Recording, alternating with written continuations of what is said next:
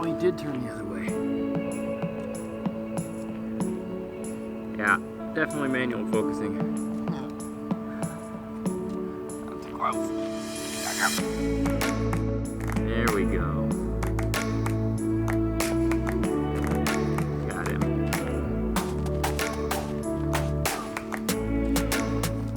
Morning. It's a little early.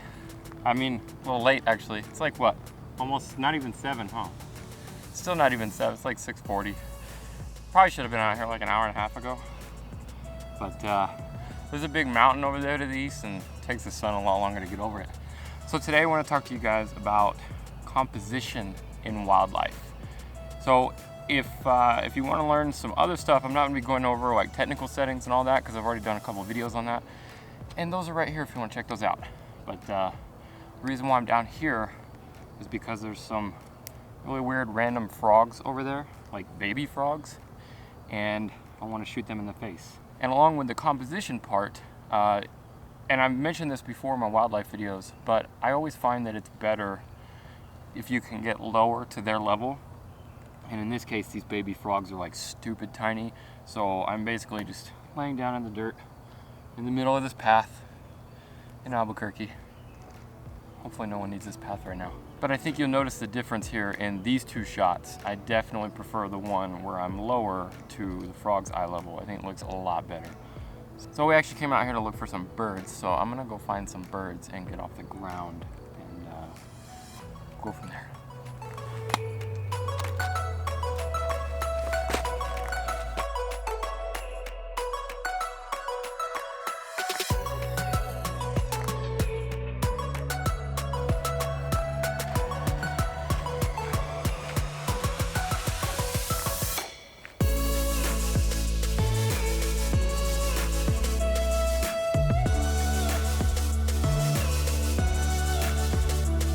See all that stuff? That's cotton fluff. In New Mexico, in the summertime, it looks like it snows because of the cottonwood trees. They put out all their cottony fluffy stuff. It gets everywhere. Even on all of those little froggies, which there are like thousands of. They're like everywhere on the floor. But there's a tanager up there. Let's see if I can find it.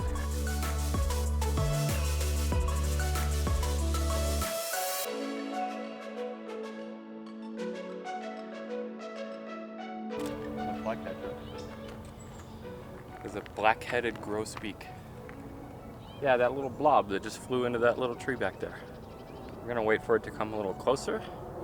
We're gonna shoot it. So while I'm waiting for that grosbeak to come a little closer, let's talk about one thing real quick. So in terms of composition, at least for me, wildlife autofocus takes precedent. So what do I mean by that? I mean that when I shoot wildlife, I would rather have a shot that's in focus rather than out of focus, of course, right? So usually to do that, and I mentioned this in my other videos, is I will tend to use the center autofocus point, a single center autofocus point, especially for smaller flappy birds like this and those little tiny frogs and stuff that are real tiny. I don't want the center autofocus is the fastest autofocus point and it's the most accurate no matter what camera you have. So that can really put a strain on the artistic side and putting the composition how you want it and getting that right in camera. So that's when basically I'm going to be cropping. So a lot of my composition in wildlife is going to be due to cropping. And when I say cropping, I don't mean like cropping for the sake of like filling the frame, although sometimes that's necessary. But in this case, I really mean cropping in order to put the animal or the bird or whatever the subject is where I want it in the frame. So if I want to crop this image to where the bird is on the third, like the bird's head is on the third here, that's going to look a lot better. So another thing that you should pay attention to when you're composing wildlife images is not to get, especially their heads, too close to the frame. So if their head is close to a frame, then you want them looking the opposite direction. If they're looking out of the frame, then you want a little bit of a gap between their head and the edge of the frame. That way it doesn't look cut off and it looks a little more balanced and it's much more pleasing to the eye. All right, he's not coming closer. I'm gonna move on.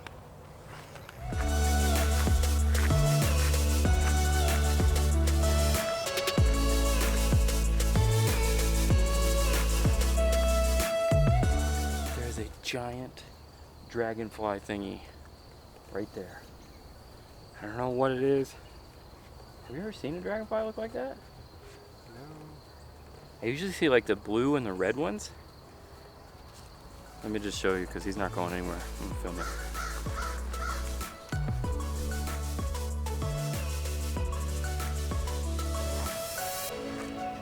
All right, so we came back to Tingley Pond. We're in Tingley Pond in Albuquerque, if you guys are wondering.